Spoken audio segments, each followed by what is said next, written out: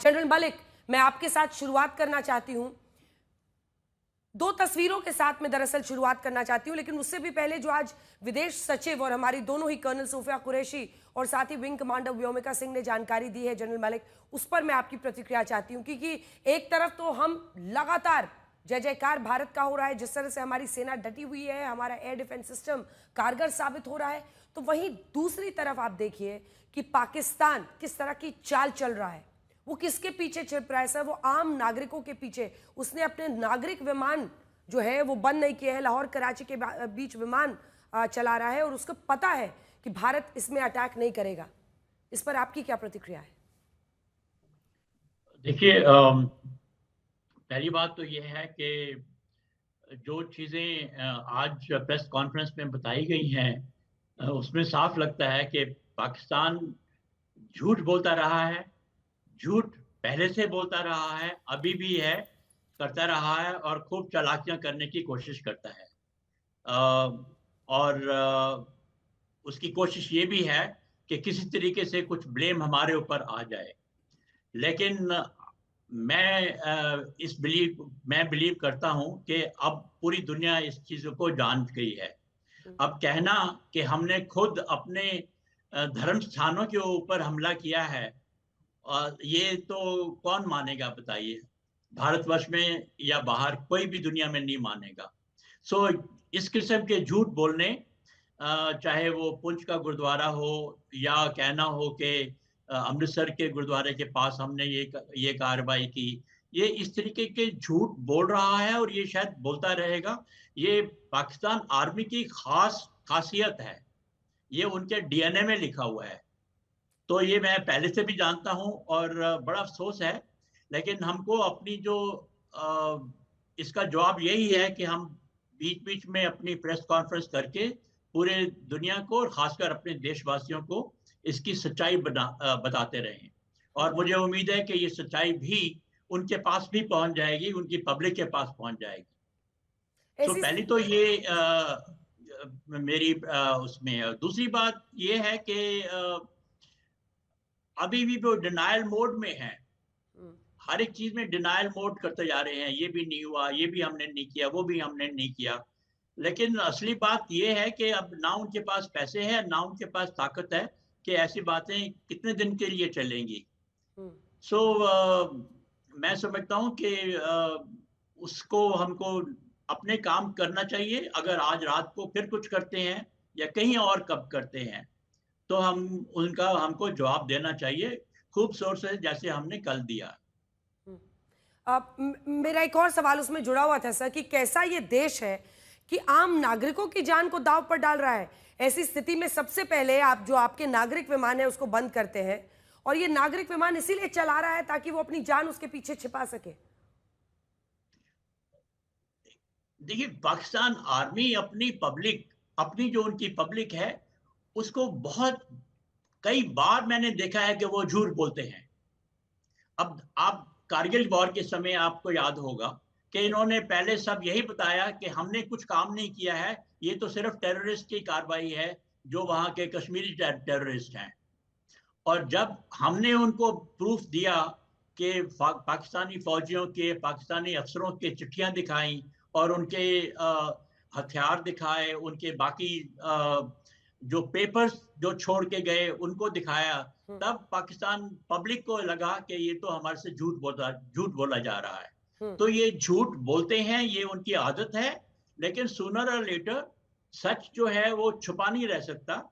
और जिस तरीके से हम अपनी अनाउंसमेंट कर रहे हैं, जिस तरीके से हम बाकी दुनिया को समझाने की कोशिश कर रहे हैं, तो ये झूठ जो है उनकी पब्लिक भी पकड़ लेगी, आज नहीं तो कल। और ये बड़े अफसोस की बात है। और अब आपने उनके हवाई जहाज़ों के बारे में बात की, जो अपने आदमियों को ही शहीद करना मांगते हैं कि हम नहीं करें। लेकिन अगर याद होगा कि कारगिल वॉर के वक़्त अपने फौजियों को वो उठा के नहीं, उनकी डेड बॉडीज़ को उन्होंने बिल्कुल, एक्सेप्ट नहीं किया। बिल्कुल। हमने ही उनके लिए उनका सेरेमोनियल तरीके से अपनी तरफ से हमने बरियल किया। तो ये I think as far as Pakistan is concerned, कुछ भी कर सकता है। ऐसी उल्टी गंदी बातें जो हैं, जो बिल्कुल ही इमोरल बातें हैं, ये उनसे एक्सपेक्ट किया जा सकता है, खासकर पाकिस्तान आर्मी से। हम्म। और शर्मनाक स्थिति तो ये भी रही जनरल मलिक की, वो लगातार रिहायशी इलाकों पर टारगेट कर रहे हैं। आपने भी बताया कि सिख गुरुद्वारा 3 लोगों की मौत हो गई, कई जगहों पर अमृतसर में गुरुद्वारे के करीब कॉन्वेंट स्कूल की खबर आई है या जो वो कर रहे हैं। ये साफ दिखाता है कि हमने उनके आतंकी ठिकानों को मारा है पंजाब के बहावलपुर में। और आप भी, मुझे लगता है सर, जब आप भी सर्विस में रहे होंगे, बहावलपुर कई जो दशक है वो सेना के भी कानों में गूंजते रहे हैं। हमने बहावलपुर, मुरीद के इन जगहों पर पंजाब में जब हमला किया है पाकिस्तान के, तब इनके सीने का दर्द इतना बढ़ा है और इस तरह से वो रिहायशी इलाकों पर कर रहे हैं। ये भी उनको एक्सपोज करता है जो 2 दिन के ऑपरेशंस हमारे हैं एयर डिफेंस के, जो इतने बड़े तरीके, बड़े पैमाने पर सफल रहे हैं, उसको आप किस तरह से देखते हैं? देखिए, इसमें कोई शक नहीं है कि जो हमारी सेनाओं को मैं अपनी तरफ से और आई एम श्योर पूरी भारतवर्ष के सारे भारतवर्ष उनको कॉम्प्लीमेंट करेंगे कि जिस तरीके से उन्होंने कार्रवाई की है और बहुत बहादुरी के साथ में और बड़े प्रोफेशनल तरीके से उन्होंने इन चीज़ों का मुकाबला किया है हम्म। और एस्केलेशन कंट्रोल करने की कोशिश की है। हम्म। ये जो बाकी ये जो झूठ बोलना और ऐसा ये कार्रवाई, तो हमने जो भी हथियार जिसका इस्तेमाल किया है, चाहे वो कल रात को किया है या पहले किया था, जब हमारे जो हैं वो बड़े प्रिसीशन हथियार हैं। इस हम्म। वक्त हमारे पास कैपेबिलिटी है कि हम जहां दूर तक चाहें हम लोग उसको हथियार को पहुंचा सकते हैं और बड़े प्रिसीशन तौर से हम टारगेट के ऊपर डाल सकते हैं। और यही आपने देखा होगा कि भावलपुर इतना बड़ा शहर है, लेकिन हमने टारगेट जो था वो बड़े प्रिसीशन तौर से उसको उसके ऊपर डाला है और मुरीद के ऊपर भी हमने ऐसी बात की है।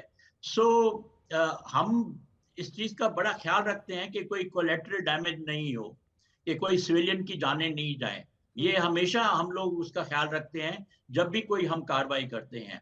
लेकिन अनफॉर्चुनेटली पाकिस्तान आर्मी इन चीज़ों में बिलीव नहीं करती है और सिविलियन टारगेट जो है बड़े आसान होते हैं उनके लिए टारगेट, और यही वो कर रहे हैं पिछले 2-3 दिन से, खासकर in area of Uri and Poonch, Rajouri, ऐसी जगह के बिल्कुल, ऊपर। बिल्कुल। एक बार मैं अब 2 तस्वीरें आपको दिखाना चाहती हूँ, मुझे नहीं पता आपके सामने टीवी है या नहीं है। एक तरफ भारतीय सेना है और आज चाहे सीडीएस हो, सभी सेना प्रमुख हों, आज वो कॉम्बैट ड्रेस में थे और रक्षा मंत्री से उनकी बैठक चल रही थी और बहुत ही, मतलब एकदम जिसको कहते हैं आप, खुशी वाला मूड दिख रहा था। वहीं अगर आप पाकिस्तान के अधिकारियों को देखिए, सेना को देखिए, तो वो आतंकियों के जनाजे पर अपना अपना सजदा पहुंचा रहे हैं, फूल पहुंचा रहे हैं। यही फर्क है भारत और पाकिस्तान के बीच में। आपने करगिल युद्ध में भारतीय सेना को लीड किया है, किस तरह से आप इस पर प्रतिक्रिया देंगे? पाकिस्तान आर्मी का जो नेक्सस बना हुआ है टेररिस्ट ग्रुप के साथ में 1947 से बना हुआ है और पिछले 70-75 सालों में ये और भी स्ट्रांग बन गया है। और मैं समझता हूँ कि उनके बीच में, उनके इथॉस में, उनके तौर तरीके में और आतंकियों के तौर तरीके में कोई खास फर्क नहीं रह गया है। सो पाकिस्तान आर्मी को हमारे जैसा समझना चाहिए, हमारे इथॉस या हमारी वैल्यू सिस्टम के साथ में मुकाबला नहीं करना चाहिए कभी भी। और बिल्कुल। ये अनफॉर्चुनेटली बात है कि जिस तरीके से अब मैंने सुना है कि पाकिस्तान आर्मी चीफ ने एक चद्दर चढ़ाई रीत ले किया जो लश्कर तैयबा के कैंप में कई जनाजे निकले। मौत के जो उनके ऊपर, और इसी तरीके से जो भावलपुर में हुआ है, मैंने सुना है कि वहाँ के कोर कमांडर वहाँ पर गए थे सैल्यूट मारने के लिए। सो अनफॉर्चुनेटली 47 से लेकर अब तक जो है पाकिस्तान आर्मी के ऊपर काफी असर पड़ा है आतंकियों का, और मुझे पता नहीं कि पाकिस्तान आर्मी का असर कितना पड़ा है आतंकियों के ऊपर। मैं इस वक्त समझता हूँ कि पाकिस्तानी आतंकियों और पाकिस्तानी फौज के बीच में कोई खास फर्क नहीं है। बिल्कुल, शायद सर सिर्फ कपड़े का है, एक यूनिफॉर्म में रहता है और एक ये कुर्ता पजामा पहन के निकलते हैं हथियार लेकर, शायद इतना ही फर्क बचा हुआ है। लेकिन अब सर कारगिल वो वार जी कारगिल कारगिल वॉर के वक्त भी जब ये पहले पहले आए थे, जो उनके पहले एडवांस पार्टी थी, वो हाँ। सब आतंकियों के कपड़े पहन के आए थे। बिल्कुल। तो यही बात जो आप कह रही हैं वो बिल्कुल सही है। बिल्कुल। और जब पाकिस्तानी आतंकी आए पहलगाम में तो कुछ में उनमें से उन्होंने अलग अलग गाब पहना हुआ था। लेकिन अब सर वो सवाल पूछ रही हूँ जिसके बाद मैं आपके पास आऊंगी। सब ये जानना चाहते हैं कि अब क्या होगा, क्योंकि 2 दिन से लगातार वो हमले कर रहा है रात में।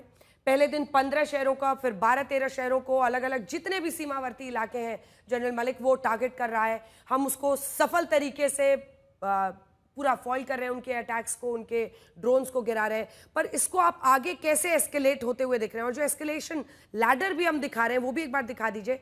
कुछ देर पहले चला है कि क्या युद्ध की ये स्थिति कहलाएगी? इसको आप किस तरह से डिफाइन करेंगे? देखिए, युद्ध की स्थिति तो हमेशा रही है, और मैं तो समझता हूँ कि जो प्रॉक्सी वॉर जे&के में इतने सालों से चल रहा है, वो भी युद्ध की स्थिति है। आप किसी फौजी से बात करें और या सिविलियन जो वहां पर अफेक्टेड हैं, तो वो आपको बोलेंगे कि हम तो युद्ध में हमारे साथ में युद्ध हो रहा है। तो ये जो है उसको युद्ध की स्थिति समझनी चाहिए। और चाहे हम इन चीज़ों में शामिल नहीं, जो भी लोग शामिल नहीं हैं, उनको भी इस बात की समझ आनी चाहिए। हम्म। बाकी आगे क्या होने वाला है, हमने अपनी तरफ से अपनी नीयत साफ कर दी है, बता दिया है कि we are not interested in escalation. हम हम्म। नहीं चाहते हैं, लेकिन अगर आप एस्केलेशन करने की कोशिश करोगे तो हम उसका पूरा जवाब देंगे और जोरदार जवाब देंगे। ठीक है।